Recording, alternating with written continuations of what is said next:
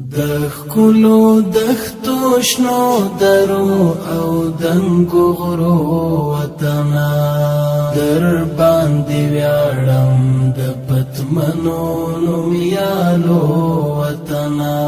د ریاست الوزرا اقتصادي مرستیال محترم ملا عبدالغني برادر اخوند در روان 1402 لمریز کال د وری میاشتې په لومړۍ نیټه د نیمروز ولایت ته سفر وکړ. په دې سفر کې له محترم ملا صاحب سره د بهرنیو چارو وزیر محترم مولوي امیرخان متقي، د اوبو او انرژۍ وزارت مرستیال محترم مجیب الرحمن عمر، د ملي پراختیا شرکت رئیس محترم عبدالرحمن عطاش او یو شمیر لوړپوړي چارواکي ملګري وو او د نیمروز له والي سره تر لیدنې وروسته یې له کمال خان بند څخه هم لیدنه وکړه. د نیمروز ولایت له والي سره د دې ولایت د خلکو د اوبو د ستونزو د حل او کرنیزو ځمکو ته د پر وخت اوبو رسولو د بحث ترڅنګ د ریاست الوزرا اقتصادي مرستیال او مل پلاوي د کمال خان بند د توربینونو د نصبولو له بهیر څخه لیدنه وکړه او د اوبو د ذخیرې د ظرفیت د زیاتوالي، د اړونده کانالونو د پاککارۍ او په ټوله کې د چارو د ښه مدیریت په اړه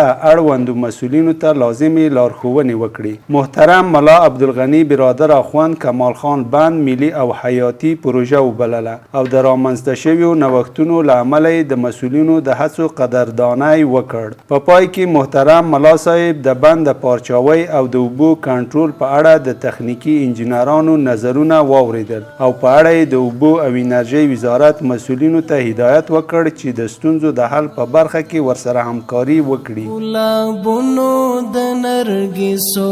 د خوشبو وطنه، د ګلابونو د نرګسو